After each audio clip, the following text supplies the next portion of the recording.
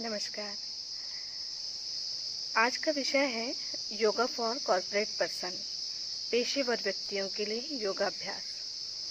पेशेवर व्यक्ति दिन प्रतिदिन शारीरिक और मानसिक दोनों ही समस्याओं से घिरे होते हैं, जो कि दोनों से ही संबंधित स्वास्थ्य को प्रभावित करते हैं।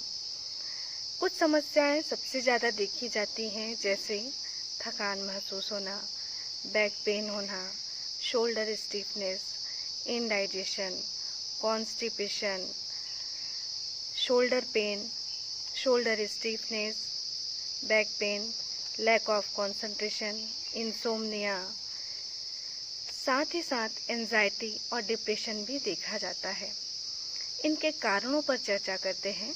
सबसे पहला कारण तो यह देखा जाता है कि अधिकतम पेशेवर व्यक्ति बहुत लंबे समय तक कंप्यूटर स्क्रीन पर काम करते हैं, और यह भी देखा जाता है बहुत समय तक एक ही पोजीशन पर बैठे रहना या खड़े होना या अननेचुरल पोस्चर्स के साथ काम करना। साथ ही और भी कुछ कारण हैं जो इस समस्या के लिए कारण के रूप में भी हैं और रिस्क फैक्टर का भी काम करते हैं, जैसे अनियमित दिनचर्या, कभी भी उठना कभी भी सोना, या फिर साथ ही साथ असंयमित भोजन या भोजन से संबंधित गलत आदतें, बहुत ज़्यादा आर्टिफिशियल फूड्स का यूज़ करना, नेचुरल फूड से दूर रहना, समय पर भोजन न करना या भोजन के समय में बहुत देरी करना, ये भी बहुत बड़े कारण हैं। और ये कारण ही शारीरिक और मानसिक दोनों तरह के रोगों को पैदा करते हैं। आइए हम चर्चा करते हैं कि उन समस्याओं को, उन रोगों को योगाभ्यास के द्वारा कैसे ठीक किया जा सकता है। सर्वप्रथम हम ये देखते हैं कि पेशेवर व्यक्ति के पास समय की कमी होती है, उसका समय बंधा होता है। ऐसे में हमें कुछ ऐसे पैकेज बनाने पड़ेंगे जो कम समय लेते हों, साथ ही साथ प्रभावशाली भी हों, लाभकारी भी हों, और उन समस्याओं को बहुत अच्छे तरीके से ठीक किया जा सके।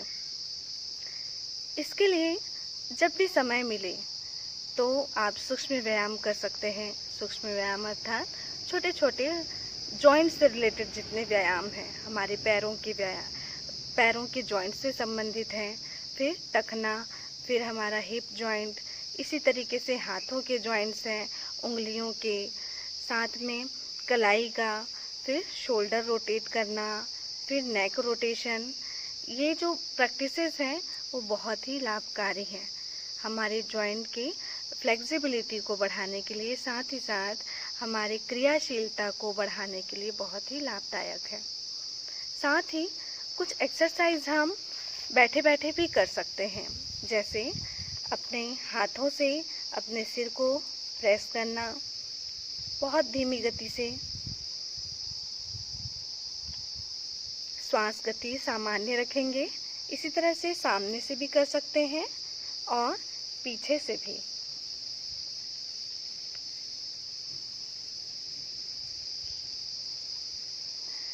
कुछ अभ्यास मसाज वाले भी हो सकते हैं, जैसे अपनी भौहों को बहुत थोड़े थोड़े और धीमे धीमे प्रेस करें,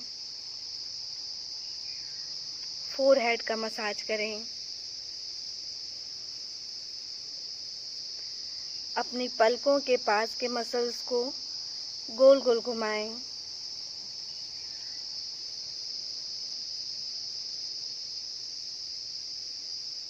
साथ ही आँखों को खोलना बंद करना, खोलना बंद करना, ये अभ्यास भी बहुत ही लाभदायक है।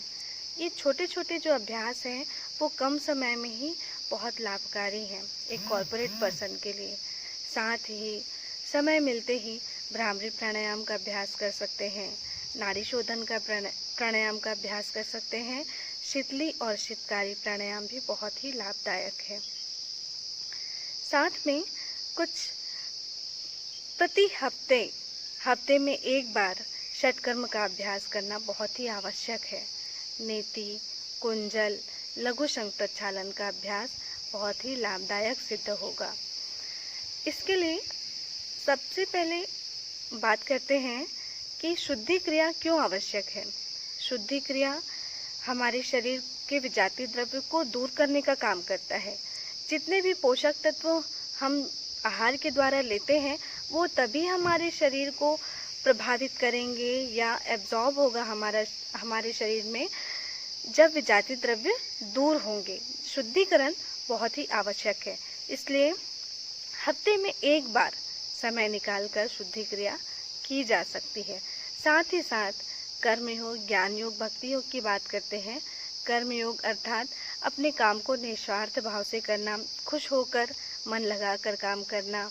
ज्ञान योग थोड़ा सा समय निकालकर हम स्वाध्याय कर सकते हैं, अच्छी पुस्तकों का अध्ययन कर सकते हैं, पठन पाठन कर सकते हैं। और भक्ति योग थोड़ा सा अपने इष्ट के लिए समय निकाल सकते हैं। जिस भी इष्ट को मानते हैं हम उनके गुणों को धारण करने का प्रयास करें।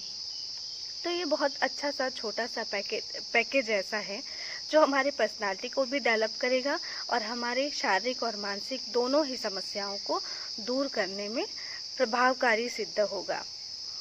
इन्हीं विषयों के साथ आज का विषय हम समाप्त करते हैं।